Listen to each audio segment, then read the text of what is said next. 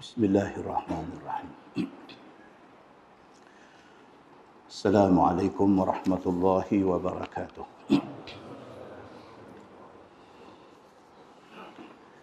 Innal hamdalillah nahmaduhu wa nasta'inuhu wa nastahdihi wa nastaghfiruh. Wa na'udzu billahi min syururi anfusina wa min sayyiati a'malina. May yahdihillahu fala mudilla lahu wa may yudlil fala hadiya lahu. Asyhadu an la ilaha illallah wahdahu la syarika lahu wa asyhadu anna Muhammadan abduhu wa rasuluh. Wa nusalli wa nusallim ala hadzal nabiyil karim sayyidil mursalin wa ala alihi wa sahbihi ajma'in. Amma ba'd. Ayyuhal mu'minun, ittaqullah. Usikum wa iyaya bitaqwallah. Faqad fazal muttaqun. Muslimin dan muslimat, mudah-mudahan dirahmati Allah Subhanahu wa taala. Di dalam sebuah hadis an Sa'd bin Hisham radhiyallahu anhu qala qultu ya ummal mu'minin haddithini an khuluqi Rasulillah sallallahu alaihi wasallam. Qalat alasta taqra'ul Qur'an? Qala qultu bala. Qalat wa kana Rasulullah sallallahu alaihi wasallam idza shalla salatan dawama 'alaiha wa kana idza fatahu al-qiyam min al-lail ghalabathu 'aynahu binawmin aw waja' shalla 12 rak'ah min an-nahar. Qalat wa lam yaqum Rasulullah sallallahu alaihi wasallam lailatan yutimmuha hatta sabah wa lam yaqra'il Qur'ana fi lailatin yutimmuh wa lam yasum syahran yutimmuhu ghair Ramadan hatta mata atau kama qala. Hadis hasan riwayat Imam Ahmad. Daripada Sa'ad bin Hisham radhiyallahu an. Dia kata dia jumpa dengan Ummul Mukminin Aisyah radhiyallahu anha. Bila dia jumpa Sayyidatina Aisyah, dia tanya Aisyah. Dia kata haddithini an khuluqi Rasulillah sallallahu alaihi wasallam. Sebab Sa'ad bin Hisham ni tuan-tuan, dia bukan sahabat. Dia daripada kalangan tabi'in. Tak pernah jumpa Nabi. Selepas wafat Nabi sallallahu alaihi wasallam, dia pergi jumpa Aisyah radhiyallahu anha. Maka dia tanya Aisyah. Dia kata, ya ummal mu'minin, boleh tak cerita mai dekat saya, Nabi ni akhlak dia macam mana? Kata Aisyah, alasta taqra'ul Qur'an? Aisyah tanya balik kepada Sa'ad bin Hisham ni. Aisyah kata, hang tak baca Quran kah? Mesti dalam hadis lain, pernah orang tanya Aisyah tentang akhlak Nabi. Aisyah kata, kana khuluquhul Quran. Yang kata Nabi itu, akhlak dia ialah Al-Quran. Apa yang tertulis dalam Quran itu semua ada pada Nabi sallallahu alaihi wasallam. Jadi kalau nak tahu Nabi, akhlak dia, perangai dia macam mana hampa duk baca Quran, semua tu ada dekat Nabi. Dalam hadis ni, apabila Sa'ad bin Hisham tanya kepada Aisyah, wahai Aisyah, boleh tak cerita mai dekat saya yang kata Nabi ni akhlak dia macam mana? Aisyah tanya dia balik. Aisyah kata, alasta taqra'il Quran? Alasta taqra'ul Quran? Hang baca tak Quran? Mafhum dia, macam mana yang ada dalam Quran, macam tu ada pada Nabi sallallahu alaihi wasallam. Jawab Sa'ad, dia kata, bala, ya, Quran saya baca hari-hari. Qalat, kata Aisyah radhiyallahu anha, dia kata, wa kana Rasulullah sallallahu alaihi wasallam idza shalla salatan dawama 'alaiha. Satu aku nak cerita dekat hang, yang kata Nabi sallallahu alaihi wasallam ni, dia bila dia buat satu-satu sembahyang, dia konsisten. Dawama 'alaiha, dawam. Nabi SAW, kalau dia buat satu ibadat, contohnya sembahyang, Nabi konsisten. Kalau kata Nabi buat sembahyang sunat fajar, qabliyah subuh, Nabi akan buat sampai mati. Kalau kata buat sembahyang duha, Nabi akan buat duha sampai mati. Kalau kata Nabi SAW ni satu orang yang mengamalkan sunat rawatib qabliyah ba'diyah, Nabi akan buat sampai dia wafat. Kalau kata Nabi SAW ni dia witir, dia tak tinggal, dia tidak akan tinggal sampai hari wafat. Kalau kata Nabi SAW ni dia qiyam, dia bangkit buat qiyamul lail, dia sembahyang tahajud tiap-tiap malam, Nabi tidak akan tinggal sampai dia wafat. Aisyah kata, kalau kamu nak tahu, Nabi SAW, dia satu orang manusia yang apabila dia buat satu-satu sembahyang itu, dawama 'alaiha. Nabi konsisten. Wa kana idza fatahu al-qiyam min al-lail ghalabathu 'aynahu binaumin aw waja'in shalla 12 raka'ah min an-nahar. Satu lagi, Aisyah kata, aku nak abang dekat hang, yang kata Nabi SAW ni, qiyam dia, sembahyang malam dia, tiap-tiap malam. Kalau ditakdirkan Nabi miss, pasal apa tuan-tuan? Pasal Nabi manusia. Aisyah kata, kalaulah sekiranya ada kala, ada waktu, ada masa, Nabi tertinggal sembahyang malam.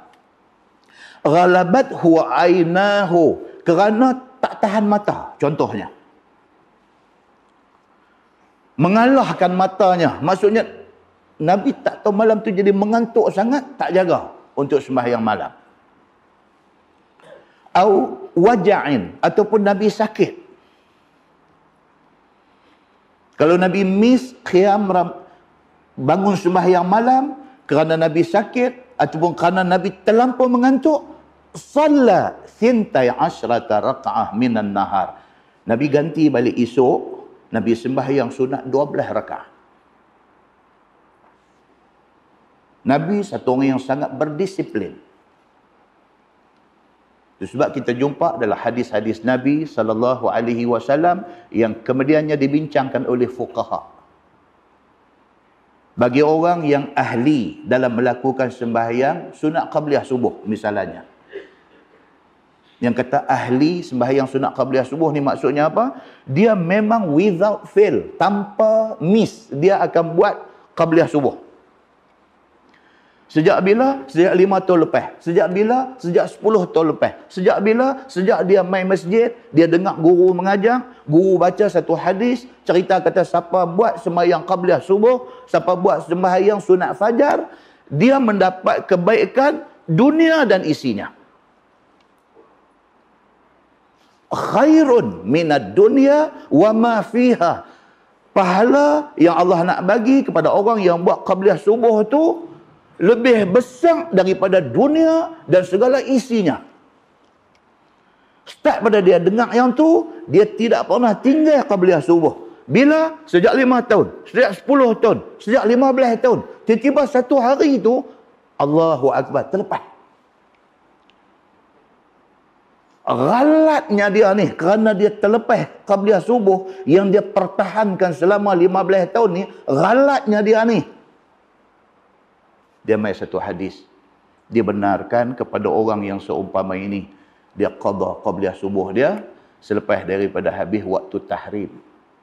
Dah habis dah lepas waktu subuh tu, waktu tahrim, dah naik matahari segala, masa dia nak buat sembahyang duha tu, dia qada qabliyah subuh. Tapi qada tak sama dengan qabliyah subuh yang miss tu. Tapi ada qada kepada ketinggalan tadi ni. Muslimin dan muslimat yang dirahmati Allah sekalian. Rupa-rupanya bukan kita sahaja. Allah Subhanahu wa taala takdirkan kepada manusia istimewa, manusia mulia, Nabi Muhammad sallallahu alaihi wasallam. Dia pun biasa kadang-kadang miss qiyam malam ni. Qiyamul lail ni dia miss, tapi dia ganti balik esok dengan 12 rakaat di waktu siang. Qalat, kata Aisyah lagi, walam yaqum Rasulullah sallallahu alaihi wasallam lailah yutimmuha hatta sabah. Satu lagi Aisyah kata, aku nak bagi tahu dekat hang wahai Sa'ad bin Hisham, Nabi sallallahu alaihi wasallam kalau dia bangkit, dia sembahyang malam, kalau dia buat qiyamul lail, Nabi tidak pernah sembahyang sampai pagi, tak pernah. Nabi bangkit, Nabi sembahyang 2 rakaat, Nabi tidak. Kalau tuan-tuan buka adalah hadis riwayat daripada Ibni Mas'ud radhiyallahu an. Dia ada cerita, dia pernah bermalam bersama dengan Nabi sallallahu alaihi wasallam. Nabi jaga, dia kata. Dia pun jaga. Nabi pi bersiwak, Nabi gosok gigi. Lepas tu Nabi ambil ayat semayang, Nabi semayang 2 rakaat. Lepas tu Nabi baca Quran. Dalam satu riwayat kata Nabi baca Quran. Lepas tu Nabi sembahyang 2 rakaat. Lepas tu Nabi tidur balik. Tidur sat, jaga pula. Jaga lagi sekali Nabi siwak. Lepas tu Nabi ambil balik ayat semayang. Lepas tu Nabi baca Quran. Lepas tu Nabi semayang 2 rakaat. Lepas tu Nabi tidur balik. Macam tu. Aisyah kata dah hadis yang kita baca ni, dia kata walam yaqum Rasulullah sallallahu alaihi wasallam lailah. Tidak pernah Nabi sallallahu alaihi wasallam sembahyang malam ni, bangkit sembahyang malam yutimmuha hatta sabah, dan Nabi pulun sembahyang sampai cerah pagi. Tak pernah Nabi buat macam tu. Hadis ni nak abang apa kat kita tuan-tuan? Buat, tapi jangan ekstrim sampai membinasakan diri. Walam yaqra'il Quran fi lailah yutimmuh. Dan Aisyah kata, Nabi SAW, kalau dia bangkit malam, dia baca Quran. Dia tidak baca sampai khatam Quran. No. Nabi tidak pernah buat macam tu, dia kata. Kalau orang kata kat kita hari ni, kata dia ni wali ni. Ni apa siapa? Dia khatam Quran sehari sekali. Kita cuma boleh abang kat dia, Nabi tak buat begitu. Dan dia kata sungguh, dia buat bagus ya. Tapi hadis kata Nabi tak buat begitu. Oh, jadi tak boleh ke buat begitu? Bukan tak boleh. Nabi tak buat begitu. Muslimin dan muslimat yang dirahmati Allah sekalian. Walam yasum syahran yutimmuhu ghaira Ramadan. Aisyah kata Nabi tidak pernah puasa komplit sebulan melainkan Ramadan. Nah, hadis lain cerita kata apa? Nabi banyak berpuasa dalam bulan Syaban. Tapi Nabi SAW kalau dia pulun komplit tu hanya Ramadan. Hatta mata. Aisyah kata begitulah Nabi sehingga wafat Nabi SAW. Muslimin dan muslimat yang dirahmati Allah sekalian.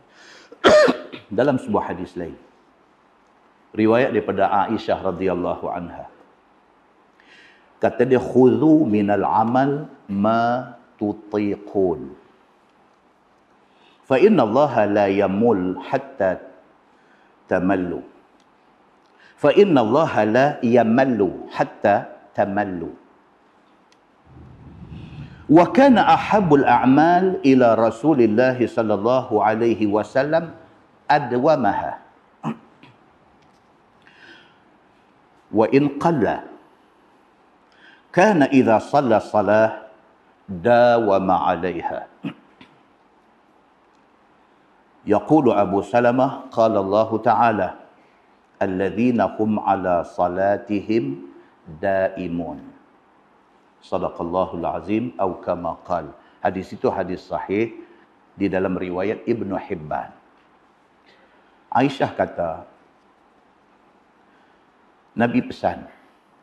Nabi kata, kalau buat amalan, ma tutiqun. Takat mana badan kita mampu. Jangan pergi duk rengkuh lebih pada tu. Rengkuh tau. Jangan duk pergi rengkuh lebih pada tu.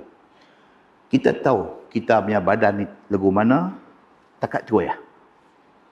Jangan pergi seksa diri. Jadi macam sahabat Nabi yang bernama Al-Bahili. Saya dah baca dah dulu hadis tu di masjid ni. Al-Bahili. Dia mai duduk dalam majlis Nabi. Nabi cerita tentang fadilat Qiyamul Lail dan Nabi cerita tentang fadilat puasa sunat. Al-Bahili ni, Abu Umamah Al-Bahili ni, dia dengar ni, Nabi tuan-tuan, Nabi cakap. Al-Bahili ni bila dengar ni, dia mai karan.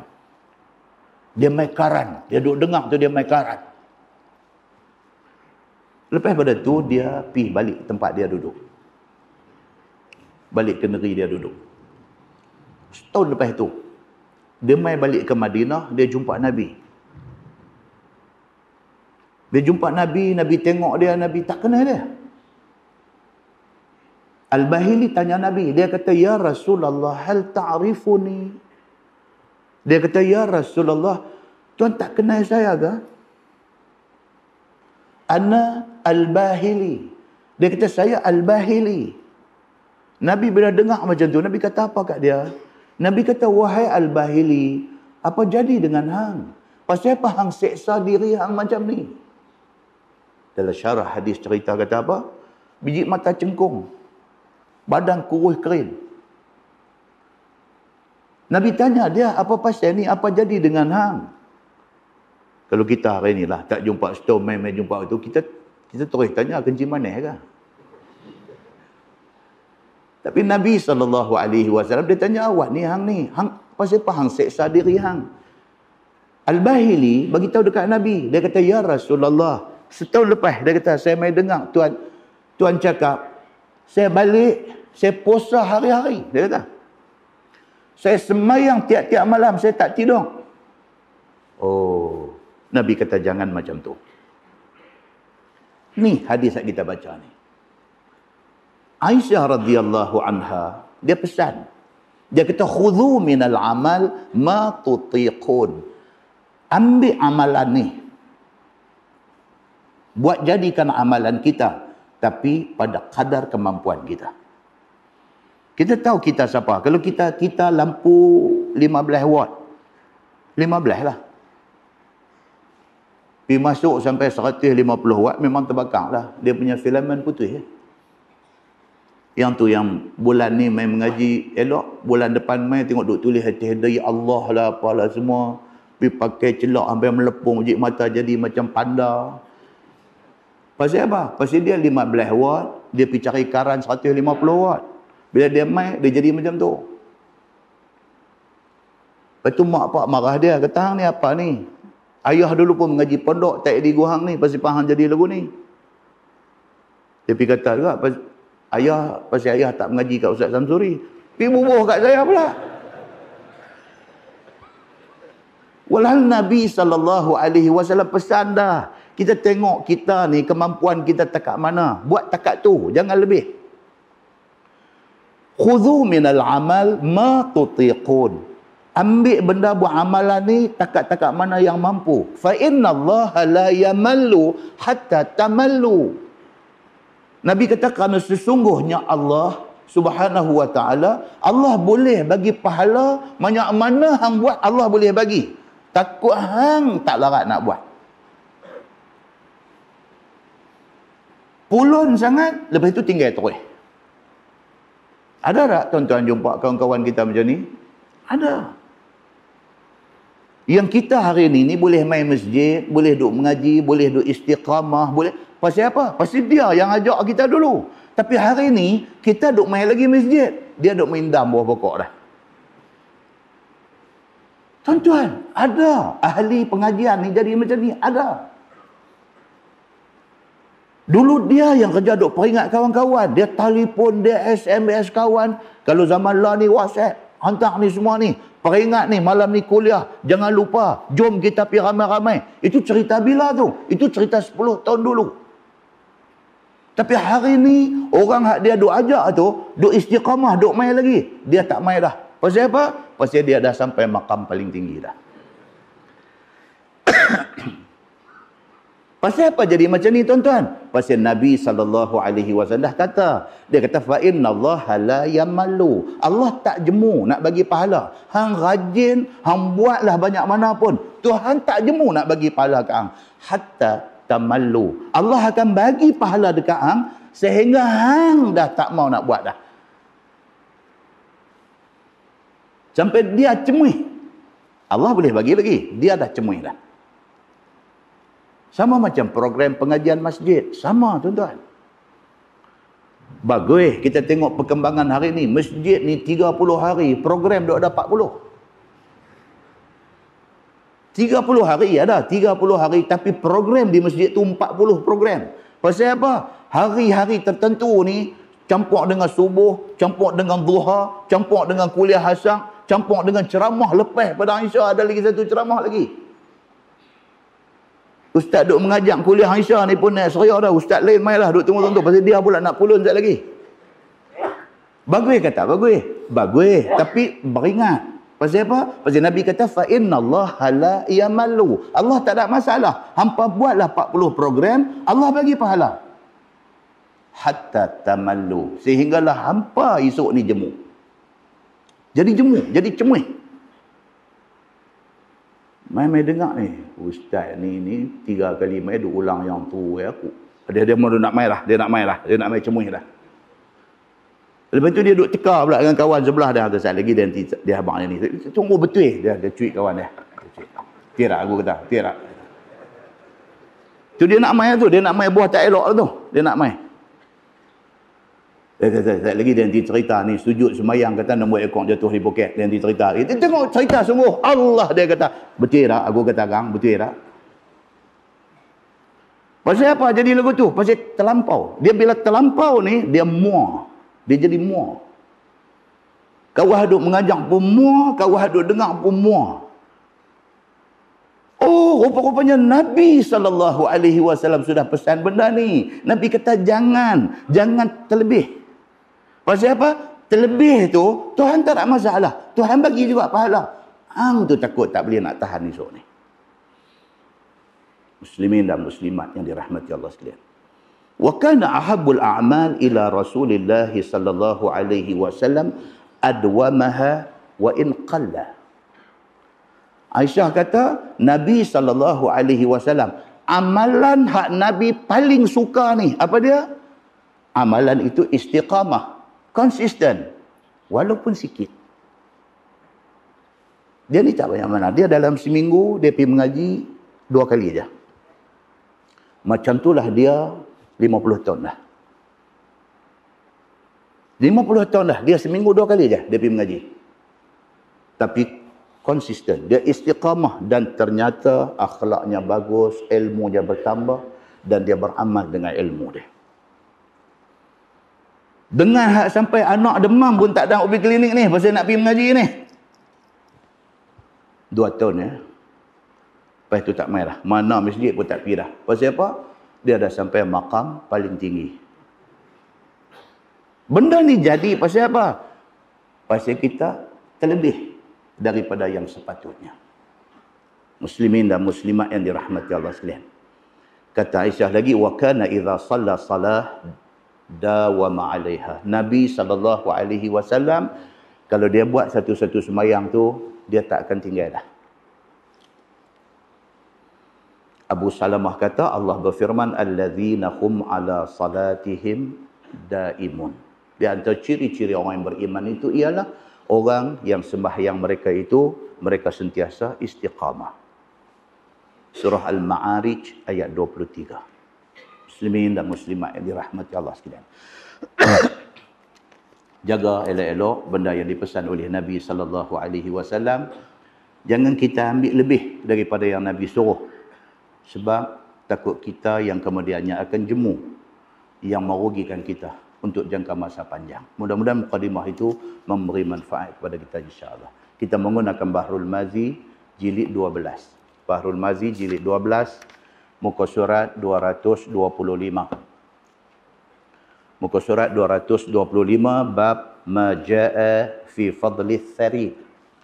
Itu bab yang datang pada menyatakan hadis yang menerangkan kelebihan makan roti campur kuah. Sarid ni tuan-tuan juga boleh diartikan sebagai bubung.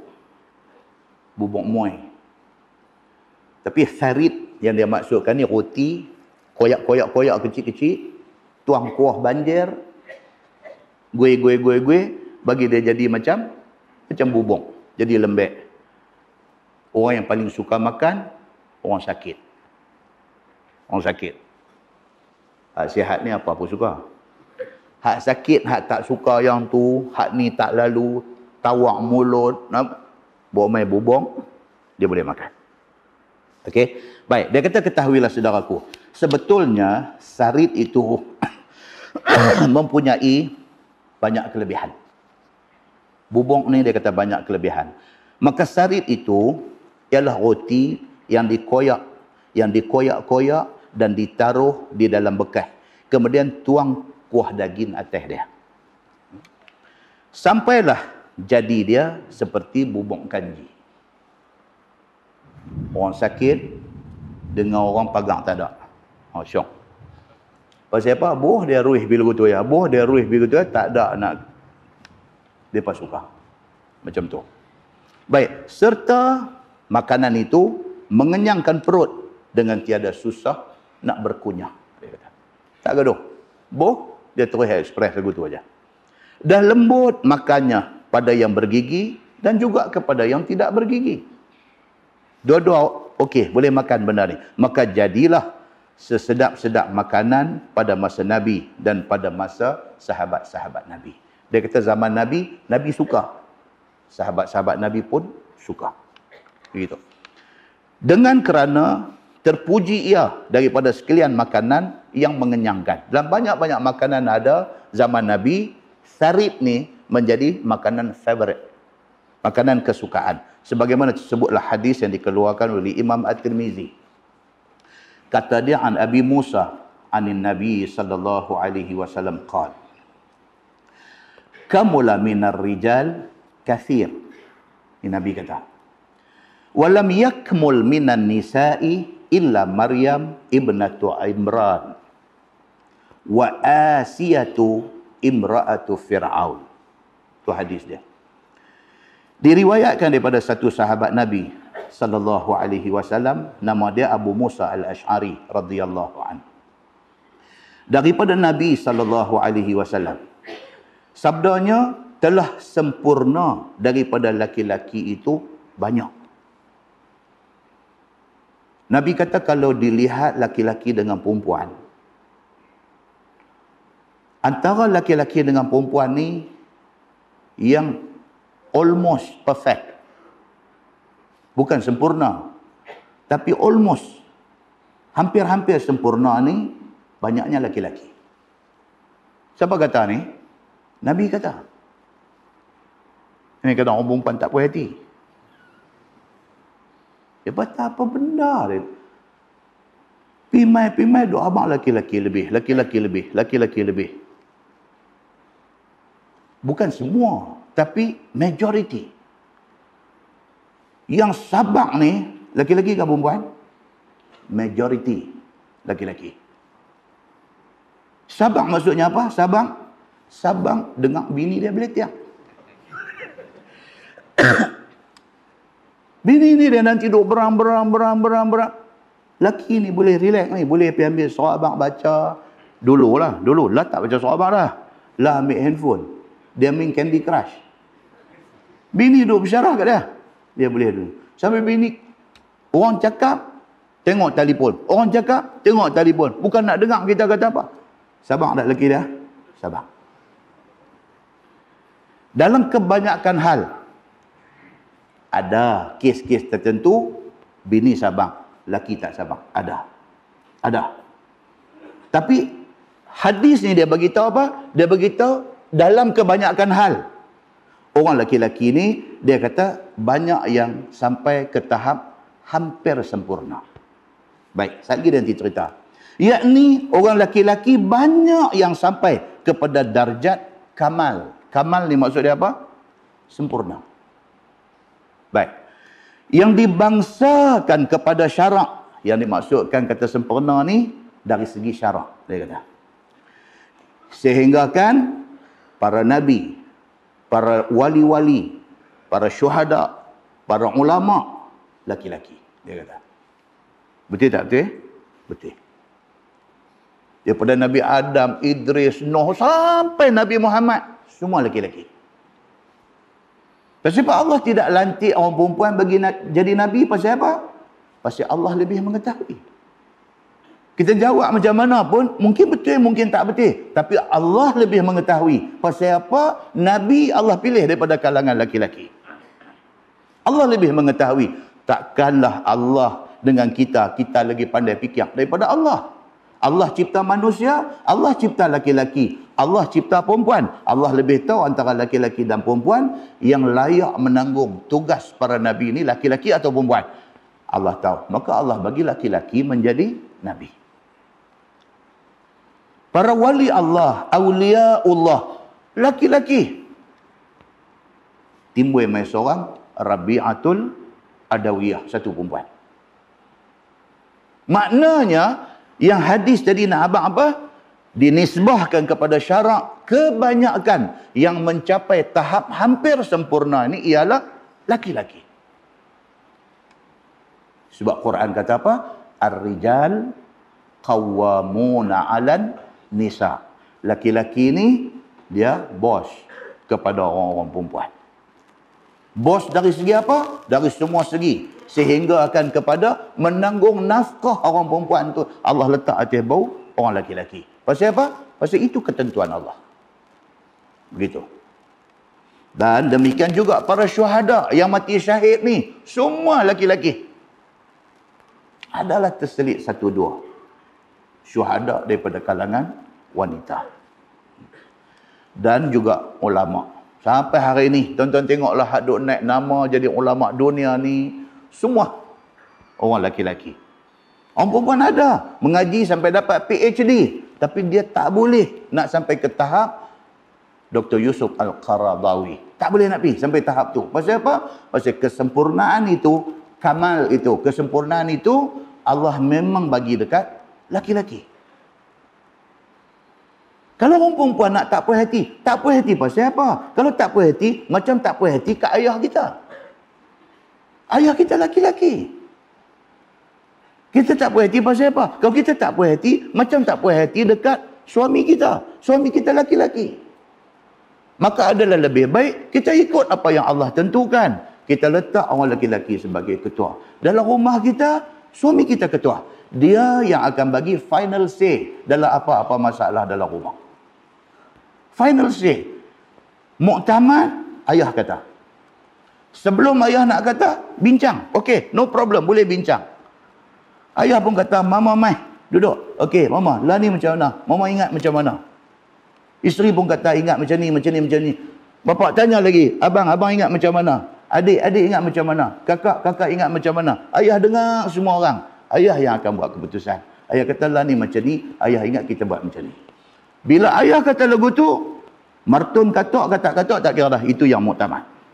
Itu yang muktamad. Pasal apa? Itulah syarat kerukunan rumah tangga. Tapi kalau suami kita Tak ada kuasa untuk nak bagi final say, untuk nak bagi kata muktamad. Dia tak ada kuasa. Isteri duk overrule. Ayah kata jangan pi, isteri kata pi, mak kata pi. Sampai bila pun rumah tangga kita akan jadi huru-hara. Dia kena ada seorang jadi ketua di dalam rumah. Kalau dalam rumah kena ada ketua, apatah lagi dalam sebuah negara. Muslimin dan muslimat yang dirahmati Allah sekalian. Maka nabi-nabi itu sampailah sehabis-habis tinggi darjat taat akan Allah Subhanahu wa taala. Dalam ramai-ramai yang dia sebut tadi ni, dia kata nabi, para wali, para syuhada, para ulama, dalam ramai-ramai ni para nabi lah yang makam paling tinggi. Pasal apa? Pasal dia nabi. Pasal Allah bagi ismah, bagi maksum kepada para nabi. Maka darjat paling tinggi dalam ketaatan kepada Allah adalah para nabi. Kemudiannya para wali, kemudiannya syuhada, kemudiannya ulama. Dia peringkat dia. Sabda Nabi SAW, tiada sempurna daripada perempuan itu melainkan Maryam binti Imran dan Asiyah isteri Fir'aun. Dalam hadis ni Nabi SAW sebut Nabi kata bukan tak ada orang perempuan yang hebat. Ada, Nabi kata. Dan Nabi mention, Nabi sebut. Siapa dia orang perempuan yang hebat ni? Yang hebat ini ialah Maryam binti Imran. Siapa dia ni? Maryam binti Imran, mak Nabi Allah Isa alaihi salam. Hebat. Sampai ada satu surah dalam Quran, surah Maryam. Tuan-tuan baca surah Maryam ni. Kaf, ha, ya, ain, sad ni. Dia start macam tu. Zikru Rabbi. Cerita pasal Maryam. Masya Allah. Tuan-tuan nampak hebat rupa-rupanya yang dikatakan Maryam binti Imran ini. Maka Nabi Muhammad SAW sebut dalam hadis dia, orang perempuan bukan tak ada yang hebat. Ada, dia kata. Nabi kata siapa dia? Maryam binti Imran. Dan yang kedua, Nabi kata orang yang hebat daripada kalangan perempuan ni siapa dia? Asiyah, isteri kepada Fir'aun. Yang kita ada dengar cerita banyaklah tentang Asiyah ni. Ini juga perempuan hebat. Baik, maka Maryam dan Asiyah itu telah dapat setinggi-tinggi darjat dari segi taat kepada Allah Subhanahu wa taala. Tuan Asiyah ni duduk di bawah pemerintahan Fir'aun. Dia pun bukan orang besar, dia duk kerja sikat rambut ya. Tapi dari segi taat dia kepada Allah, sikit pun tak ada gentak kepada Fir'aun. Maka dia disebut oleh Nabi SAW sebagai orang hebat. Sabda Nabi SAW, wa fadlu Aisyah 'ala nisa'i ka fadli tharid 'ala sa'irit ta'am. Macam tu yang mai cerita tharid tu, yang mai cerita bubung tu. Contoh saja pun. Dia kata wa fadlu Aisyah 'ala nisa', dan kelebihan Aisyah ke atas semua perempuan selain daripada Maryam dan selain daripada Asiyah, Nabi sebut. Yang hebat tadi siapa dia? Maryam, mak Nabi Isa, dan Asiyah yang kerja menjadi isteri Fir'aun, dia kata. Okey. Selain daripada dua orang ni, dia kata apa? Isteri aku, Aisyah. Aisyah juga orang bagus. Dia kata, maka Aisyah itu kelebihan dia ke atas orang perempuan lain selain daripada dua orang tadi. Selain daripada Maryam dengan Asiyah, dia kata seperti kelebihan roti ke atas semua benda-benda lain. Roti yang makan kuah tharib ni dengan semua makanan-makanan lain. Nak buat bandingan tu, nak abang tentang tharib ini sebagai makanan yang paling baik berbanding dengan makanan-makanan lain. Muslimin dan muslimat yang dirahmati Allah sekalian. Itu sajakah perempuan yang bagus yang Nabi sebut? Maryam, Asiyah, Aisyah. Adakah itu saja? No, ada lagi hadis lain. Hadis lain di antaranya mai kepada kita cerita tentang Nabi SAW sebut tentang Khadijah. Khadijah ini bukan kecil orang. Khadijah ni. Nabi menikah dengan Khadijah. Khadijah lah satu-satunya isteri Nabi yang melahirkan anak-anak Nabi. Khadijah binti Khuwailid. Dia menanggung segala perbelanjaan Nabi untuk dakwah Nabi SAW. Dia menanggung segala susah payah kena boikot dengan orang Quraisy dan sebagainya. semua ditanggung oleh Khadijah. Takkanlah Khadijah tak tersenarai sebagai orang-orang yang baik-baik. Muslimin dan muslimat yang dirahmati Allah sekalian, dia mai banyak daripada hadis Nabi SAW yang Nabi SAW sebut tentang nama Khadijah. Dan dia mai pula satu lagi, Nabi SAW sebut satu orang lagi yang istimewa daripada kalangan orang perempuan ni. Siapa dia? Fatimah, anak Nabi SAW. Sehingga mai satu cerita, Aisyah yang cerita benda ni. Aisyah kata anna Rasulullah sallallahu alaihi wasallam da'a Fatimah ibnatah. Satu hari Nabi sallallahu alaihi wasallam dia panggil Fatimah mai jumpa dia. Dalam satu riwayat lain cerita, waktu tu semua isteri Nabi ada. Semua duk ada. Nabi panggil Fatimah suruh mai. Bila Fatimah mai, dia muncul saja di dalam bilik yang Nabi duduk ramai-ramai itu, Nabi bangkit pergi sambut dia. Fatimah ni, walau dia anak. Nabi ni bukan saja Nabi, bukan saja bapa dia, tapi Nabi. Tapi Nabi ni, bila Fatimah mai, Nabi bangkit. Nabi pergi sambut dia. Nabi pegang tangan dia. Nabi mai, Nabi bagi duduk di sebelah kanan. Satu riwayat kata, duduk sebelah kiri.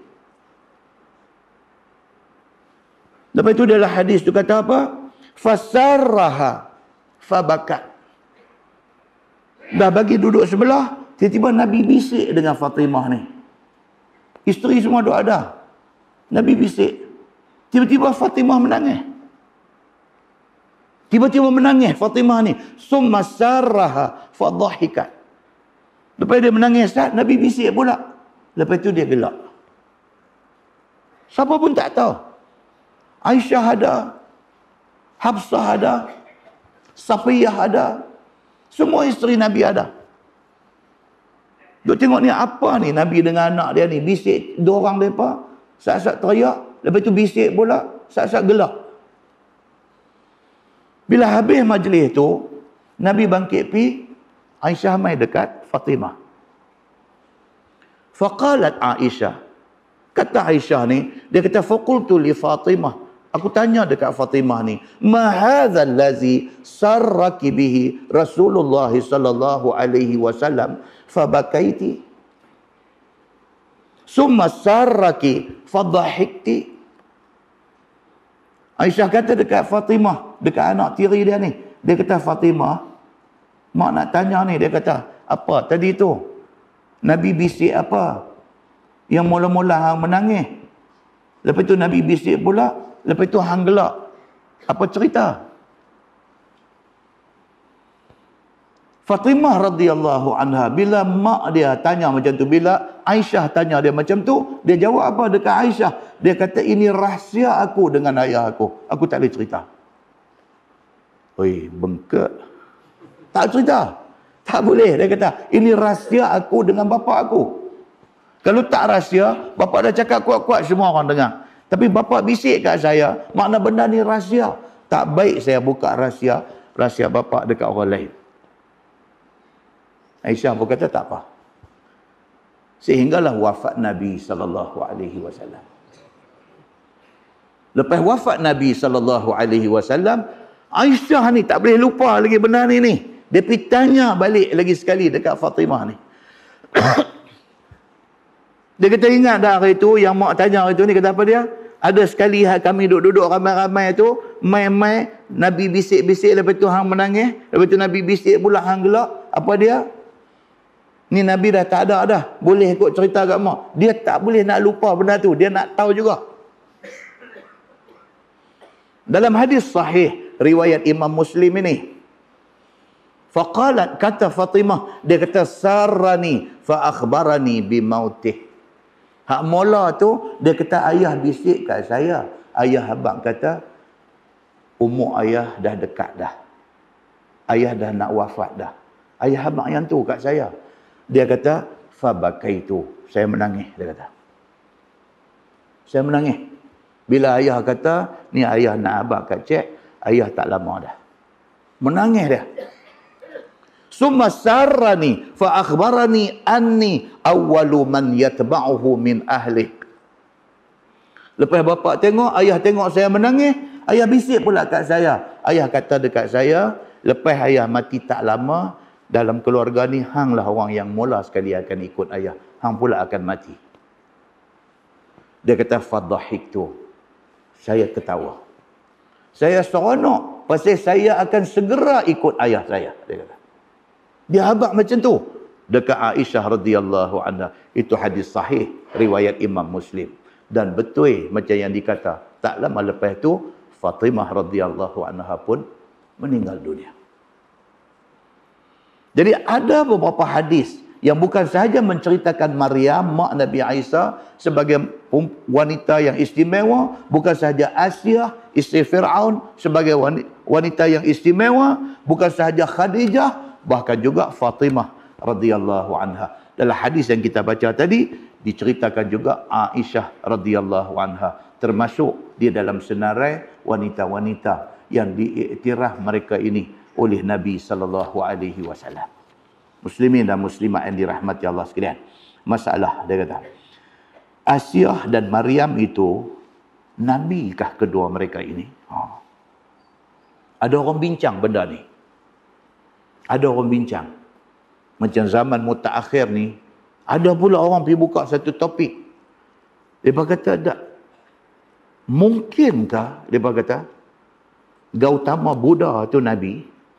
Allah, kita kata kosot. Tu saya sembanglah tajuk tu. Sembang pun tak ada faedah. Punya ni pasal apa? Pasal tengok baca cerita tentang Gautama Buddha, tentang Mahatma Gandhi ni. Mereka ni seolah-olah macam ada macam tu. Orang lah ni tuan-tuan, orang lah ni dia tak ada kerja. Dia pergi duk benda-benda lagu ni, dia pergi duk rongkah cari. Tak ada kerja. Benda orang tak suruh fikir ni, dia pergi duk fikir. Dia mai jumpa, dia kata, Ustaz, saya tak tahu Ustaz baca ke tak. Dia kata, dulu. Saya tak tahu Ustaz baca ke tak, tapi saya duk baca cerita tentang Gautama Buddha, dia kata tentang Gandhi ni. Ustaz, dia kata, kalau baca, dia kata, macam mana kita duk baca sirah Nabi Muhammad ni, mereka ni pun nak main macam tu, Ustaz, dia kata. Oh, kita kata dia hangkau. Saya duk baca tu. Tak, bukan. Nanti saya cari buku bagi Ustaz baca. Dia nak main lagu tu pula, ya Allah. Dekat nak keluar tadi ni, nak main masjid tadi ni, satu mesej masuk. Satu orang daripada Shah Alam. Teks saya. Sebab tu dia duk call. Kita dengan duk kalut nak keluar main masjid, dia duk call tak berhenti. Tak jawab, dia masuk mesej baca. Dia kata, Assalamualaikum Ustaz dan guruku yang mulia. Dia macam tu. Apa hal pula ni? Ustaz, dia kata, saya serabut ni. Anak saudara saya, telefon saya ni, baru sangat telefon saya. Dia kata dia nak murtad. Dia kata, la haula wa la quwata illa billah. Tuan-tuan je tengok. Cuba tengok ni. Apa nak jadi dengan masyarakat kita lah ni? Apa nak jadi dengan masyarakat kita lah ni? Islam, iman yang ada dalam diri ni fragile, rapuh. Mudah sangat. Punya mahainya Islam ni, berapa ramai orang bukan Islam, terima Islam dengan air mata merambu, menghayati Islam yang mereka terima, dan mereka terus wakaf diri mereka untuk buat kerja Islam. Tiba-tiba kita yang beranak mai daripada perut mak Islam, ayah Islam, hari beranak dulu orang bang di telinga kita, kecil-kecil kita dah tahu baca Quran dan sebagainya. Tiba-tiba hari ini senang-senang abang kata nak tinggal Islam. Apa ni? Mesti ada something wrong somewhere. Ada tak kena tang mana ni?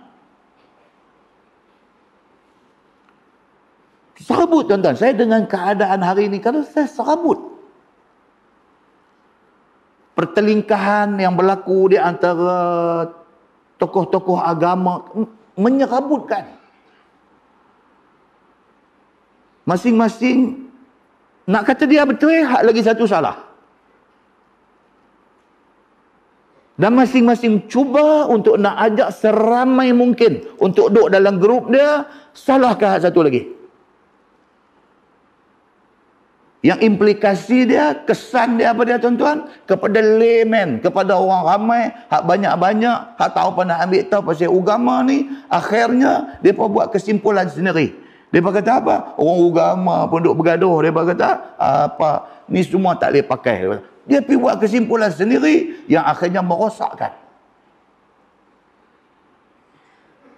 Dia kata, aku malas dah pergi masjid. Dia kata, mai ustaz ni duk hantam ustaz ni. Mai ustaz ni duk hantam ustaz ni. Dia kata, mereka ni apa? Mengajak lah. Dia kata, pergi duk. Macam tu pun ada tuan-tuan. Duk bunyi ni, kat bawah ni, duk bunyi. Yang akhirnya, dia bawa mai satu keadaan apa dia? Dia jadi hilang respect kepada orang agama. Dia hilang respect. Tim A duk kutuk ustaz daripada tim B, tim B duk kutuk ustaz daripada tim A. Lah ni Facebook duk ada, siapa berasa nak tulis apa tulis. Dia tulis tu, dia menjatuhkan bukan saja maruah orang agama tu, dia menjatuhkan agama tu sendiri. Muslimin dan muslimat yang dirahmati Allah. Sudah tuan-tuan, sudah. Kita bina kekuatan orang Islam ni, kita bina kekuatan. Sudahlah bergaduh, bercakap, berkelahi, tak bertegur siapa, duk lawan sumpah hang aku. Sudah benda tu semua. Kita perkukuhkan orang Islam dengan menggunakan pakai Quran dan hadis Nabi sallallahu alaihi wasallam. Siapa pun nak mai cakap kat kita, buat mai, aku nak dengar ni, benda ni adakah dalam Quran? Adakah dalam hadis Nabi? Kalau ada, sami'na wa ata'na. Kami dengar, kami taat. Allah dah bagi tahu cantik dah. Fa in tanaza'tum fi syai'in farudduhu ila Allahi war Rasul. Apabila hampa jadi clash, jadi selisih faham, jadi bercanggah pendapat tentang satu-satu benda, rujukan dia ialah Quran dan hadis. Muslimin dan muslimat yang dirahmati Allah. Sudahlah. Jangan kita jadi macam metos Melayu lama. Dia kata apa? Orang Melayu akhirnya apa? Menang bersorak. Kampung tergadai. Kita habis masa dengan bersorak, bercakap, bergaduh, riuh rendah. Neri boleh korang. Muslimin dan muslimat yang dirahmati Allah. Inilah spirit kepada agama Islam yang kita duk belajar ni. Ini spirit dia. Yang ni core dia. Yang inilah isi sebenar dia. Apa dia? Mengajak kita kepada Allah Subhanahu wa taala. Muslimin dan muslimat yang dirahmati Allah sekalian. Masalah, dia kata, betulkah Asyah Maryam itu Nabi? Kata Imam Nawawi rahimahullahu ta'ala. Telah berkata Al-Qadhi Ayad. Inilah hadis yang diperbuat dalil oleh orang yang mengatakan perempuan boleh jadi Nabi. Dia pun pakai hadis juga, tapi dia tafsir dengan cara tak betul. Itu sebab Quran dengan hadis ni tuan-tuan, dia tidak boleh tafsir ikut kepala otak kita. Dia ada disiplin dia. Itu sebab main hadis Nabi kata apa? Man fassara al-Qur'ana bi ra'yih fa asaba faqad akhta. Nabi tegas. Nabi kata siapa yang cuba untuk tafsir, cuba untuk faham Quran bi ra'yih, dengan otak dia. Dia baca, dia faham ikut otak dia. Fa asaba, tiba-tiba pahaman dia tu, tafsiran dia tu secara kebetulan betul. Macam yang Nabi kata. Faqad akhta. Nabi kata itu pun kira salah. Pasal apa? Pasal Quran tidak boleh ditafsirkan dengan otak. Dia kena baca Quran, dia kena tengok Nabi kata apa maksud ayat tu. Bukan kita kata apa. Nabi kata apa. Maknanya apa tuan-tuan? Maknanya Islam ini agama control by Allah. Allah control Islam ni. Islam tidak boleh kita reka-reka ikut kepala otak kita. Untuk nak beramal dengan Islam, kita tidak boleh guna kreativiti. Tak boleh.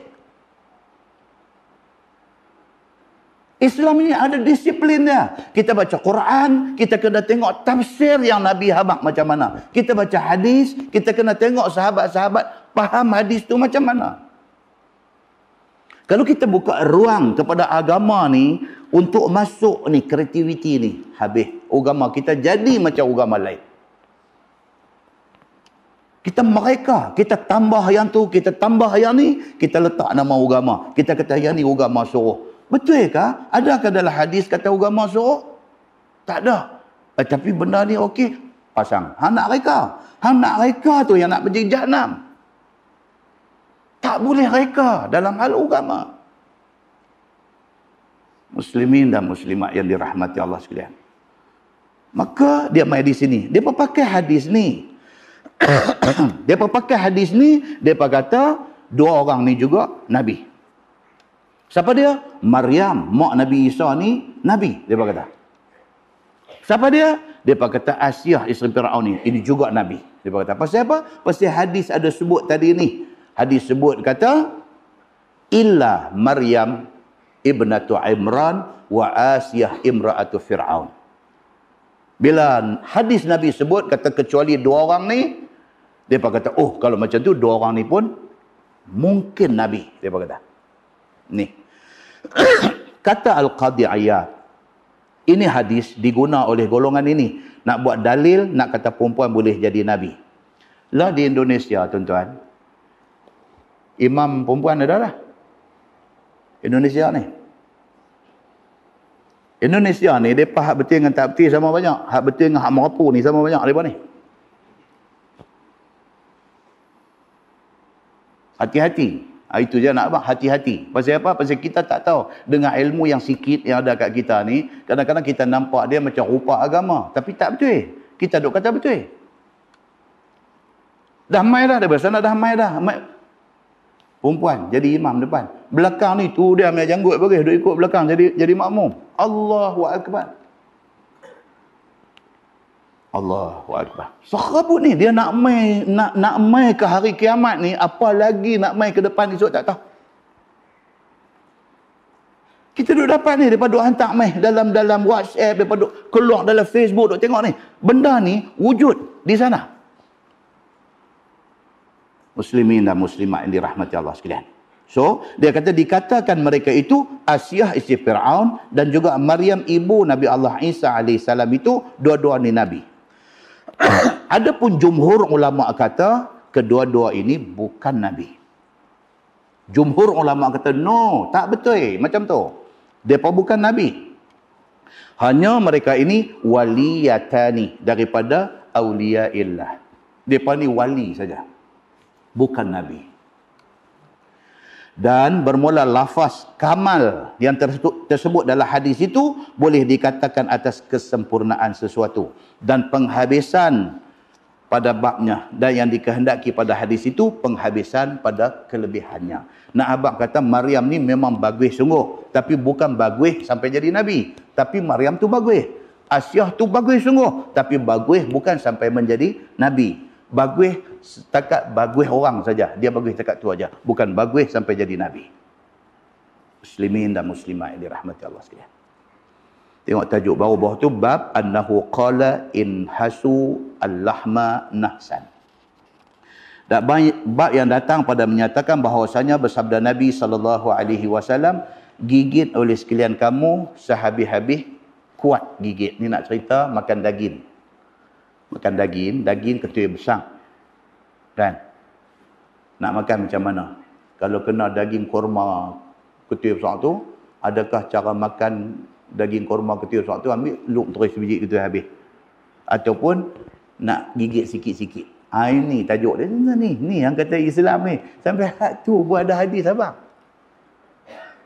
Ni nak abang kata kalau daging ketul besar tu, gigit sikit-sikit. Hak tu pun Nabi abang. Hak itulah yang saya ulang sebut tiap-tiap kali kuliah. Takkanlah benda besar Nabi lupa nak abang. Begitu. Ya saudaraku, makan daging itu setengahnya berhajat kepada gigit. Dengan gigi hadapan. Kemudian ditarik supaya dapat dimakan dengan sikit-sikit. Macam tu punya doa abang kat kita. Nak makan ni kena gigit, tarik sikit-sikit. Dia kata lagu tu. Maka perbuatan yang demikian itu tidak dilarang oleh syarak. Dia nak abang kata duk gigit-gigit tu tak apa. Tak salah. Kecuali jangan makan talam, kita gigit, lempak balik tengah tu. Bagi kawan lain gigit pula. Yang tu maulah yang asam jurih atas kepala kita sekali lagi. Yang ni cerita makan piring kita sendiri ni. Pinggan kita sendiri ni. Dia kata. Okey? Tidak dilarang. Bahkan itu disuruh oleh agama. Kerana tiada sedap makan. Melainkan dengan gigit sikit-sikit. Dia kata. Dia abang macam tu. Daging ni kalau terus bos mulut tak sedap. Sikit-sikit, ambil sikit makan nasi, ambil sikit makan itu sedap. Dia kata. Baik. Bermula dalil yang menunjukkan atas yang demikian itu. Hadis yang dikeluarkan oleh Imam At-Tirmizi. Kata dia an Safwan bin Umayyah. Anna Rasulullah sallallahu alaihi wasallam qala in hasul lahma nahsan. Itu hadis dia. Diriwayatkan daripada satu sahabat Nabi sallallahu alaihi wasallam nama dia Safwan bin Umayyah radhiyallahu anhu. Bahwasanya Nabi sallallahu alaihi wasallam bersabda, gigitlah oleh sekalian kamu akan daging itu dengan sehabis-habis gigit. Gigit bagi putih, itu maksud dia. Fa innahu, sambung hadis tu, fa innahu ahna wa amra. Dia kata, kerana bahwasanya makan dengan tokak dan gigit daging itu lebih sedap dan lebih enak pada makannya. Makan sikit-sikit. Kan dulu kita cerita, kita orang susah kan. Lama-lama sekali baru jumpa lauk apa? Lauk sotong. Kan? Lauk sotong ni Allah nak dapat tuan-tuan. Nak ramai adik-beradik 10 orang. Nak makan sotong apa? Lama-lama sekali ayah kita ni nak buang geram, dia belilah sotong ni. Mak pun masak simple aja. Masak sotong rebus dengan serai dengan buah bawang apa sikit. Allahu akbar tuan-tuan. Nak makan ni mak bedak dah seorang sekor je, jangan nak ambil lebih. Seorang sekor. Budak-budak dululah, budak-budak dulu. Kan? Gigit sotong tu putih buat cincin tu buah ni. La ilaha illallah. Kau tuan-tuan tak pernah jumpa keadaan tu. Sotong sekor tu gigit tu bagi putih tu buat cincin lah. Aku duduk makan gigit sikit-sikit. Macam tu. Tuan-tuan nak pergi cerita ni macam ni punya hidup susah dekat pemimpin beranak-beranak mai depa mak pak depa kaya-kaya tu nak kan. Faham ke depa benda ni? Faham ke? Kita orang kampung, kita orang susah. Kita bukan tengok benda ni, kita melalui keadaan ni.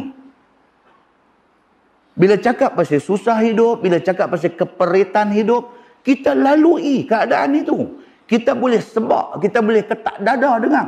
Kita pergi bercakap dekat orang yang dia beranak mai di atas timbunan beras. Hari ni lagi kasar, dia beranak mai di atas timbunan duit. 1 bilion pakai bungkus lagu tu saja. Kan? Dia faham ke kalau kita nak pergi bercakap pasal susah?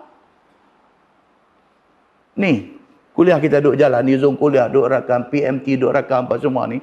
Ada kawan duduk tulis kat tepi kan. Mereka duduk respon kat tepi ni. Kuliah saya di mana tak tahu hari tu ni, saya cerita tentang kesusahan orang susah ni. Saya abang kata duduk di kawasan PPRT, kawasan perumahan rakyat termiskin. Rumah 4 sagi tu aja. Situlah tidur, situlah nak baca buku budak-budak, situlah penyuruh rumah, itulah mak dia dengan dapur minyak duk masak. Dalam sepetak tu aja. Ada satu orang respon kat tepi tu. Saya lagi balik lagi tidur ke satu, ke dua duk baca balik tu apa yang orang duk tulis tu. Saja kita nak tahu jugalah feedback orang. Dia tulis apa? Ada satu orang daripada Kuala Lumpur tulis, perempuan. Dia kata biar betul ada orang susah macam tu. Dia kata. Tuan-tuan tak boleh salahkan dia. Pasal dia tak pernah, bukan kata dia tak pernah susah. Dia tak pernah melihat kesusahan. Dia respon kat tepi tu. Dia kata biar betul ustaz ni. Takkan ada dia kata orang susah macam tu. Dia duduk di satu kawasan elit di sana. Dia duduk di satu kawasan yang mereka ni sampai nak bagi zakat tak tahu nak bagi kat siapa. Bila saya abang lagu tu, tuan-tuan pula kata, betul ke ada orang tak tahu nak bagi zakat kat siapa? Tuan-tuan pula kata lagu tu. Pasal jurang di antara mereka dengan kita ni, jurang dia luas. Mereka tak pernah tengok kesusahan. Kita tak pernah tahu ada orang kaya macam tu. Kita tak pernah tahu. Mereka dalam rumah saja. Dalam rumah. Mereka boleh simpan sampai 1 juta. Duit 1 juta. Takkan-takkan nak pakai 200-300 ribu tak ada pergi bank lah. Pasal gagal orang katil ke tu ya. Bawah katil. Sekali kuat mai 300 ribu dah ada. Hak ni tuan-tuan kena percaya. Pasal apa? Pasal SPRM duk pergi tangkap. Duk ada 1 juta lah rumah. Yang tu berita keluar. Berita buletin utama. Itu nas yang sahih tu. Keluar dalam buletin utama. SPRM pergi cekup satu pengarah apakah di mana. Di sebuah negeri pasir sebutir ni. Pergi cekup cash. Cash money. Dalam rumah berjuta. Duk ada. Juta ni makna apa tuan-tuan? Maknanya dia pergi hanggau. Tahu hanggau? Dia pergi hanggau wah katil tu. Dia hanggau tu 300 ribu. Apa nak heran? Kita heran lah. Pasal apa? Pasal kita dengar kata tarik naik harga sekupang pun kita dah jadi gelabah tak tentu punca. Naik sekupang. Gelabah tak tentu punca. Pasal apa? Pasal kita susah. Susah nak bagi orang kaya faham. Dan susah orang kaya nak faham. Susah orang susah. Muslimin dan muslimat yang dirahmati Allah sekalian. Dia dekat-dekat nak berubah parlimen ni kena habang benda ni. Kena habang benda ni.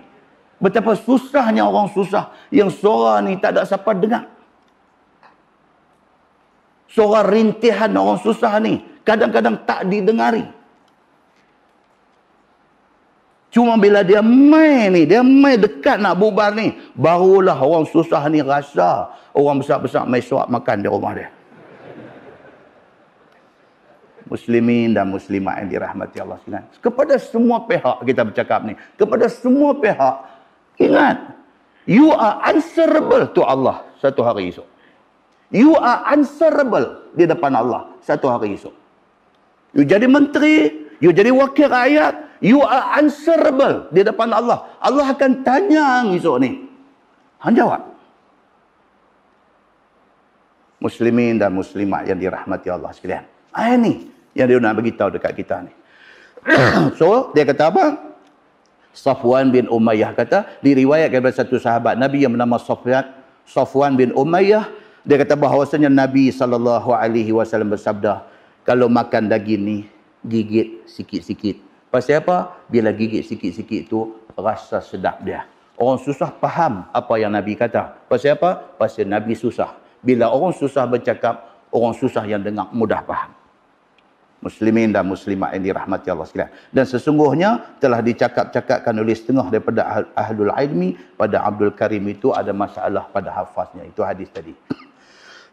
Bab ma jaa 'anil Nabi sallallahu alaihi wasallam min ar-rukhsah fi qat'il lahmi bisikin. Itu bab yang datang pada menyatakan Nabi sallallahu alaihi wasallam.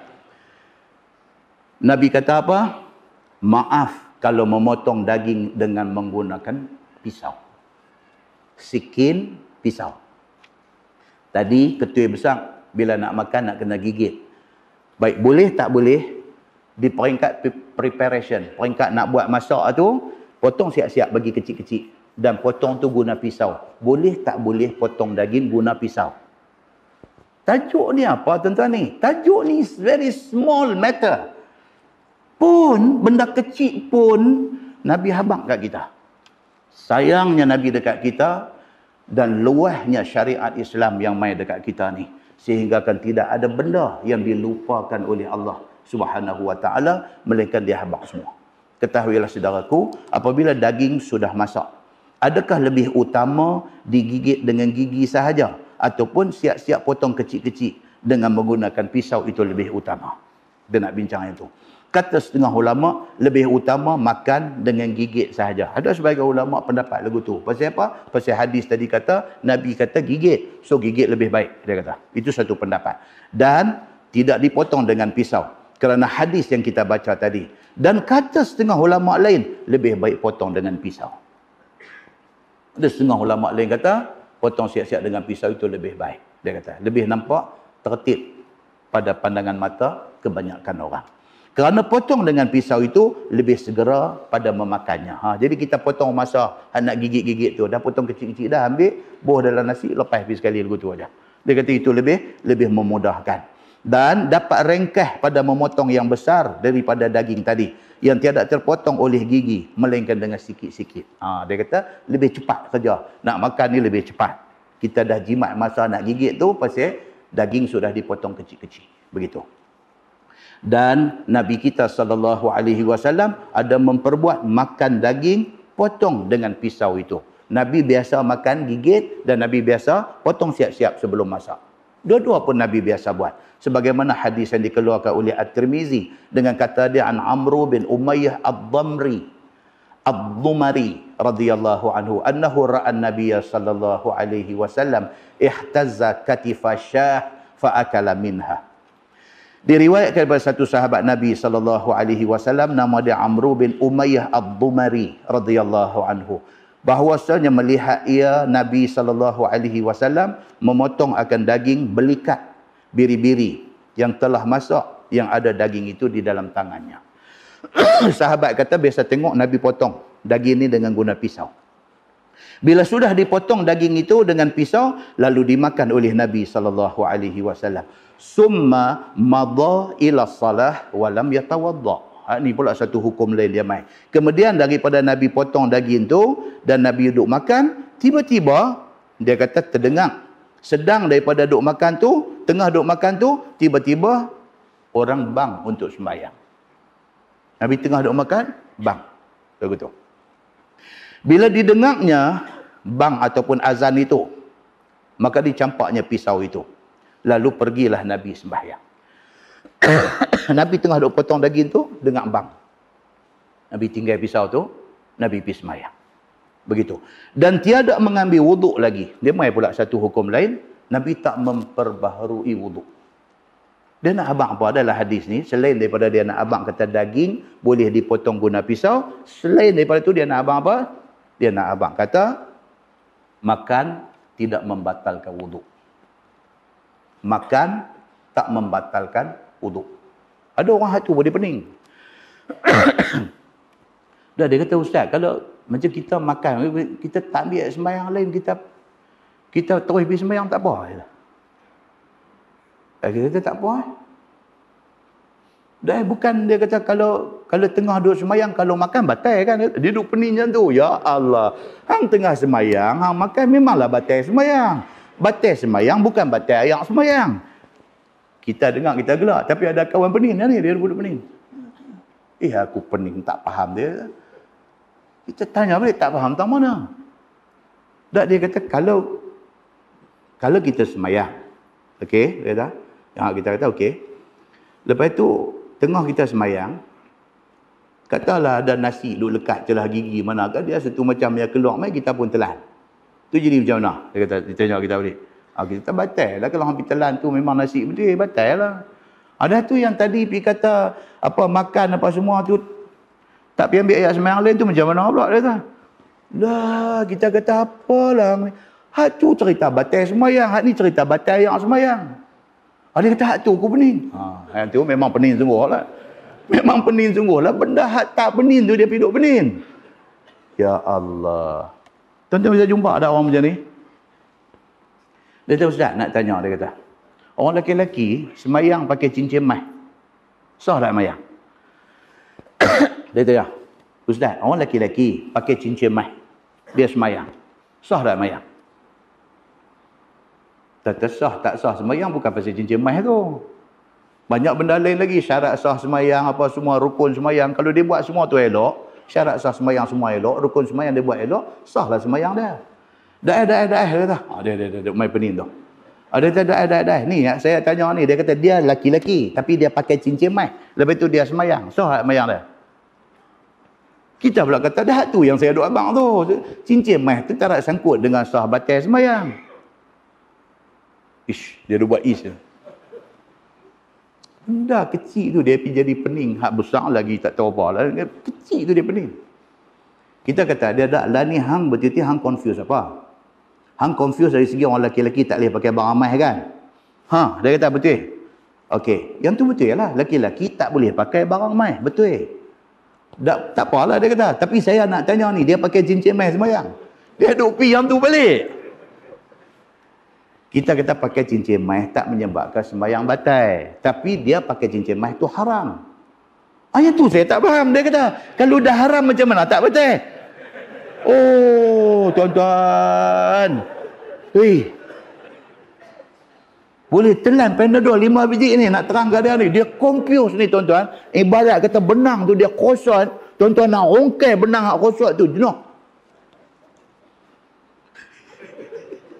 Saya cerita, dia mesti jumpa dah. Syekh ni jumpa dah kaki macam ni. Oh, jenuh. Kita suruh dia duduk elok-elok, suruh dia tarik nafas. Tarik nafas elok-elok. Okey, now saya terang satu-satu. Kenapa dia balik satu-satu tu dia duduk dengar. Mata dia tu nampak tengok ke lain. Tak faham. Tuan-tuan, muslimin dan muslimat yang dirahmati Allah sekalian. Inilah ini yang dia cerita ni. Amru bin Umayyah Ad-Dumri, dia kata apa? Dia kata Nabi SAW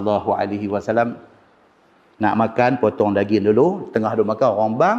Lepas tu Nabi bangkit pergi semayang. Okey, dia mai satu perbincangan apa dia? Batal dah ayat semayang kalau sekiranya makan. Makan tak membatalkan ayat semayang. Yang batal tu kalau tengah duk semayang, pitelan apa-apa. Yang tu baru batal. Makan tak membatalkan ayat semayang. Itu dia nak main hukum tu dekat kita. Kata At-Tirmizi, dan pada bab ini ada riwayat daripada Al-Mughirah bin Syu'bah, dan katanya lagi bermula hadis ini hasan lagi sahih. Dia kata. Ada 4 muka surat yang lagi. Kalau nak taruh pun alang-alang. Kalau saya nak pederai sikit, tuan-tuan buat tengok jam. Yang ni pun satu tension juga. Kita tangguh dulu lah. Jadi ada 4 muka surat lagi. Dia kata bab fi ayyi lahmin kana ahabba ila Rasulillah sallallahu alaihi wasallam. Itu nak cerita kata kambing sekong tu bahagian mana yang menjadi favorite Nabi. Kan? Tuan-tuan dia pergi makan KFC. Dia pergi makan apa? Kentucky Fried Chicken.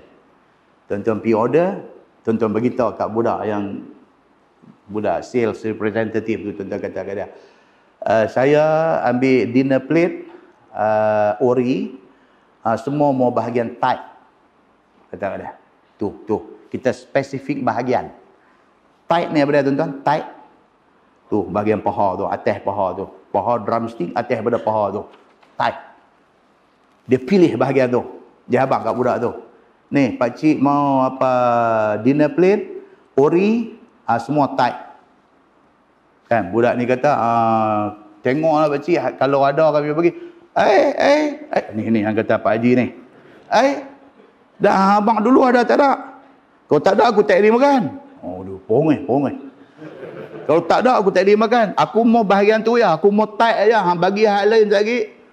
Budak ni pun naik takut. Ada pakcik, ada. Takut. Mbak tuan, tu yang kata pilih bahagian. Baik, now tajuk yang akan datang ni dia kata Nabi ni kambing sekong tu part mana? Bahagian mana yang menjadi favorite Nabi? Favorite Nabi bahagian mana? Tuhan ni tuan-tuan, dia bagi jadi manusia ni masing-masing dengan masing-masing taste. Tak sama. Ada satu orang dia mau drumstick, dia mau paha. Ada satu orang mau tight. Ada satu orang tak mau bahagian tu, dia mau bahagian isi. Ada mai pula dia mau bahagian apa? Wing, bahagian kepak. Tuhan bagi jadi tu elok dah. Kalau semua Tuhan bagi jadi mau drumstick, kacau. Jadi dia bagi jadi gitu dah. Macam itulah kita dalam hidup kita ni. Orang perempuan ni kan, macam-macam rupa parah hidup ada. Tuhan bagi elok dah. Dia ni mau hak macam ni, dia ni mau hak macam ni. Jadi akhirnya semua apa ada. Kalau semua mau satu pattern aja, dia mau hak jenis hidung kembang aja. Oh, hak hidung tak kembang, tak payahlah nah. Tuhan bagi ni. Tuhan bagi. Ada seorang dia putih sangat tak mau. Ada dia saja mau hak jenis Bollywood sikit. Dia taste. Dia ni yang kata taste. Now dia nak main tajuk Nabi ni. Dia kata fi ayyi lahmin kana ahabba ila Rasulillah sallallahu alaihi wasallam. Nabi kita tu sendiri, kambing seekor tu bahagian mana yang dia suka? Okey. Kemudian dia intimai pula. Isteri Nabi pula. Pi objek pula benda ni. Satu sahabat kata Nabi suka bahagian ni, isteri Nabi kata no. Nabi bukan macam tu. Bukan Nabi suka bahagian macam yang dia ni kata. Nabi bahagian mana pun okey. Cuma oleh kerana bahagian tu masak dulu, Nabi makan yang tu. Dia kata, pula dah. Begitu pula. Kan? Macam orang kita lah. Orang kita, okey, dulu kambing tak mau. Oh, saya tak boleh. Saya darah tinggi. Kambing tak boleh. Saya darah tinggi. Dua orang saya darah tinggi. Lah ni pergi kenuri pula. Mata liang yang duduk cari. Lepas tahu haji, cari mak haji ke? Dah kambing golek tak buat ah. Oi, ni yang darah tinggi ni, cari kambing. Pasal apa tuan-tuan? Perubahan. Dia dah main dah. Dulu tak mau, dah ni mau. Ada yang lagi banyak akal. Dalam kambing tu dia mau pekakeh dalam. Dia mau pekakeh dalam. Pesan pula kat rumah kenduri ni. Ni hampa masak asin kat aku. Dia kata ni hak pekakeh dalam ni. Dengan hati, dengan apa-apa semua. Buat satu masak spesial punya. Satu periuk kecil punya. Bila dia pi, dia kata dia main dah. Main, angkat pi satu. Hak orang lain tak ada punya ada kat dia. Pasal apa? Kalau tak buat lagu tu, dia tak mau jadi tekong doa selamat. Dia tak mau. Siapa ni aduk menyakai macam ni? Itu imam lah ni. Menyakai. Dia orang mau dia orang perlu khidmat dia mula aduk minta macam-macam. Dia pun kata, Cik Imam ni kena masak. Petang masak siap-siap dia nanti minta yang tu. Mau pekakeh dalam. Kan? Macam tu punya ada. Allah Subhanahu Wa Ta'ala buat manusia ni macam-macam rupa. Lepas tu dia mai pula tajuk kat kita. Bab fil khalli. Al-khallu ni apa tu? Khaf lam. Khallu. Cuka. Bukan cuka getah. Cuka makan ni. Satu tajuk ada bab cuka ni. Nabi kata apa? Nabi kata kalau orang tu kata dia miskin, dia susah. Tanya Ustaz, di rumah dia ada cuka tak? Kalau dia kata ada, bukan isu. Pasal apa? Nabi kata rumah yang ada cuka, rumah tu dianggap ada lauk untuk makan. Cuka. Ataupun yang seumpama dengannya. Maksudnya apa? Toyo. Toyo tahu toyo? Kicap. Tempat saya panggil toyo. Kicap. Kan tuan-tuan, pergi tengok orang susah. Tengok. Kat belah Kedah ni banyak tempat ada. Pergi tengok. Jangan berkawan dengan orang kaya-kaya je.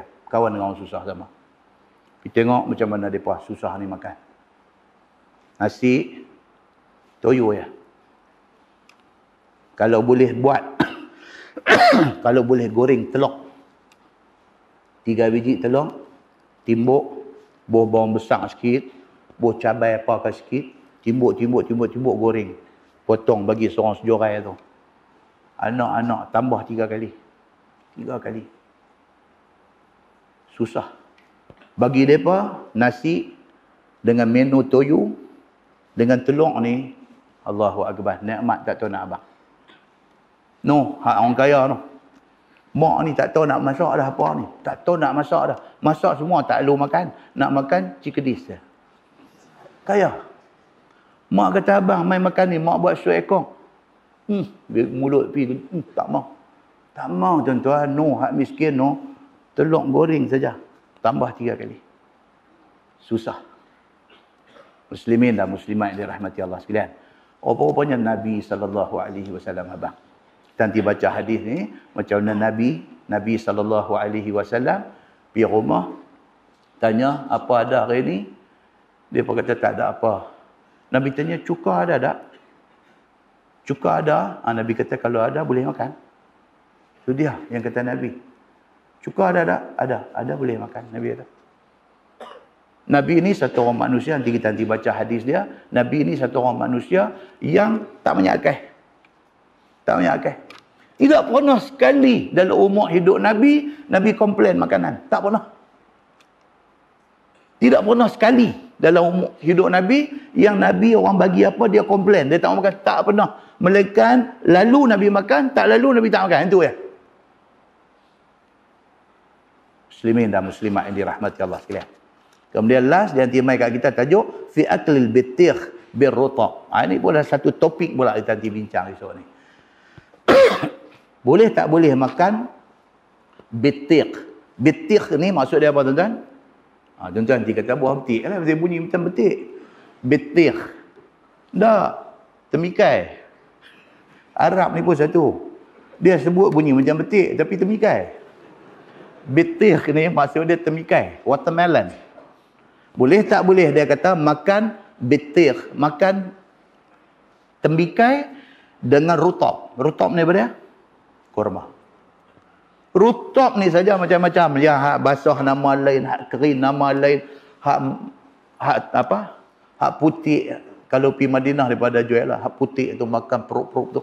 Hak tu ada nama dia. Dia nama balah dia panggil yang tu. Yang ni rutab ni kurma masak.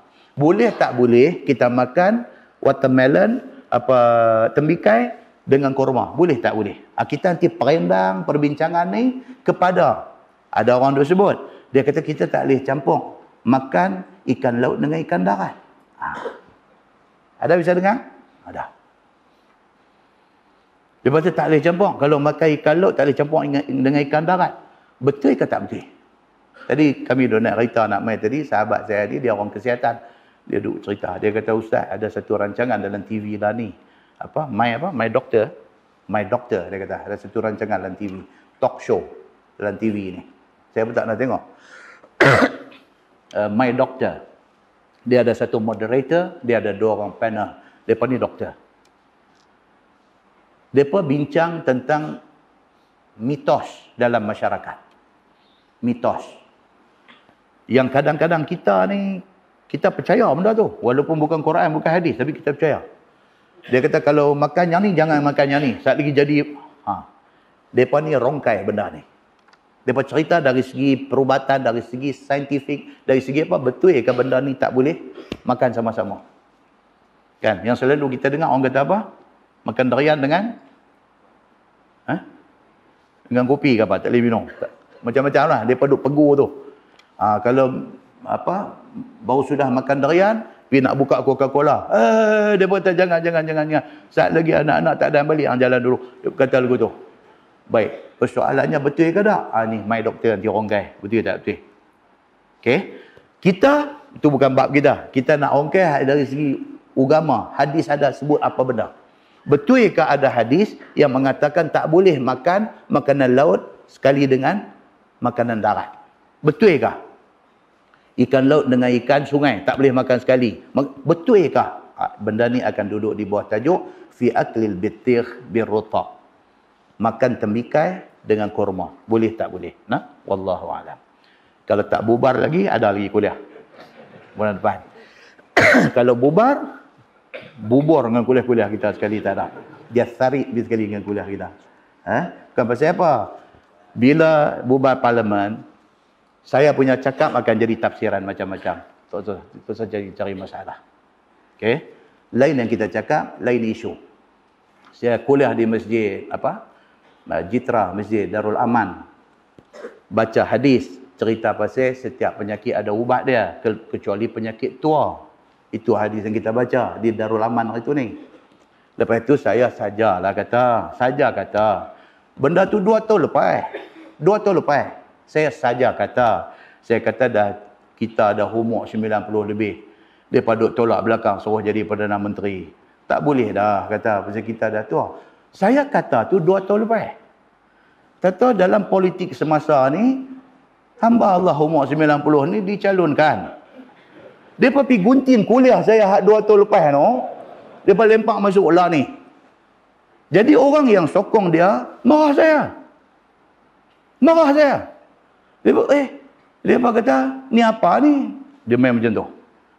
Lepas tu macam-macam lah. Dalam Facebook ni kalau baca tuan-tuan, saya jenuh pahala. Jenuh pahala lah orang duk maki kita kan. Kita boleh pahala lah. Alhamdulillah lah. Punya duk gasak ni. Masya Allah, tuan-tuan. Itu sebab masa kita cakap tu tak ada cerita apa lagi tentang sahabat kita ni. Tak ada cerita apa lagi. Tiba-tiba bila timbul cerita tu, gedebuk sudah. Benda tu sudah saya kena. Di masjid ni sajalah cerita pergi balik kan. Di masjid ni, kita baca 4 tahun ke 5 tahun lepas. Baca kitab ni. Dia cerita, menjelang akhir zaman, ada pemimpin. Jadi penyamun. Dia menyamun harta negara. Tu baca no 4 tahun, 5 tahun lepas. Tuan-tuan boleh cek balik. Kita ni semua recorded. Ada dalam YouTube, boleh cek balik. Kita baca no, masa tu tak ada isu pun. Tak tahu pergi timbul isu 1MDB. Mereka gunting yang tu buat keluar lah ni. Mereka kata saya mengulas isu tu. Ya Allah. Itu sebab bila dia mai dekat nak pilihan raya, bila kita buat kuliah, tafsiran orang yang dengar ni macam-macam. Tuan-tuan, ni ada ni, bukan satu parti ni. Jangan main-main. Ni, ada ni. Kau daripada tepi balik ni, sampai tepi ni, pergi sampai balik ni. Bukan satu parti. Masing-masing dengan pembacaan, maklumat yang dia terima dan dia mengambil pendirian. Kita tidak boleh paksa dia pergi satu parti. Tak boleh. Tuan-tuan pun tak tahu saya parti apa. Tahu ke saya parti Tupperware saja pun boleh jadi. Kan? Tetapi apabila satu cakap tu ditafsirkan oleh satu kelompok yang berparti cap ni, dia dah jadi macam lain dah. Yang akhirnya menjadi mangsa saya lah. Pasal saya bercakap. Nampak tak? Saya ni tuan-tuan, budak baik. Tak buat kacau punya dalam masyarakat. Kita habang pun hak betul. Kalau tadi kita habang apa? Kita habang kata, you are answerable in front of God. You kena jawab depan Allah. Kalau you jadi pemimpin. Saya nak tanya tuan-tuan, betul tak betul apa saya kata? Betul. Betul. So kalau ada pihak yang, dia kata ni, dia jangan marah. Pasal itu benda betul. Takkan saya bohong dekat tuan-tuan? Saya tak boleh bohong tuan-tuan. Saya cakap hak betul. Whoever you are, you willing to... cakap orang tirah. Dia main lah. Siapa juga kita, kalau kita sanggup untuk menjadi pemimpin, kita kena sanggup jawab di depan Allah. That's it. Kalau kita sanggup menerima jawatan, menjadi pemimpin, kita kena sanggup bekerja untuk menunaikan amanah jawatan itu. Ataupun kita jawab di depan Allah. Itu betul. Tapi hak betul itu, bukan semua orang boleh terima. Ada orang dia tak boleh terima. Dia kata ni kecek politik ni. Dia kata ni kecek politik. Politik. Dia kata, politik lah memanglah. Dalam agama ada politik. Nabi memerintah Madinah. Nabi memerintah Madinah tu apa tuan-tuan? Politik lah tu. Cuma beza dia apa? Kita ni mengikut ataupun tidak politik Nabi sallallahu alaihi wasallam. Itu isu dia. So siapa pun dia kena kosongkan hati dia mai dengar. As long as benda tu mai daripada Allah, daripada Quran, daripada Nabi, daripada hadis Nabi, kita ambil, kita buat muhasabah diri kita. Apa betul? Tak ada manusia yang betul semua. Ada orang dengan salah masing-masing. Orang yang paling baik ialah apa? Orang yang memperbetulkan silap dia. Saya pun ada silap. Dan saya pun ditegur. Dan saya menerima teguran. Kalau sekiranya teguran itu betul. Panjang tu kalau nak kira tu kan. Kita tangguh dengan tasbih kafarah dan suratul Asr. Subhanakallahumma bihamdik. Asyhadu an la ilaha illa anta astaghfiruka wa atubu. Bismillahirrahmanirrahim. Wal 'asr innal insana lafi khusr illa allazina amanu wa 'amilus shalihat. Allahumma shalli ala Muhammad wa ala ali Muhammad. Bismillahirrahmanirrahim. Alhamdulillahi rabbil alamin. Hamdan yuwafi ni'amahu wa yukafi'u mazidah.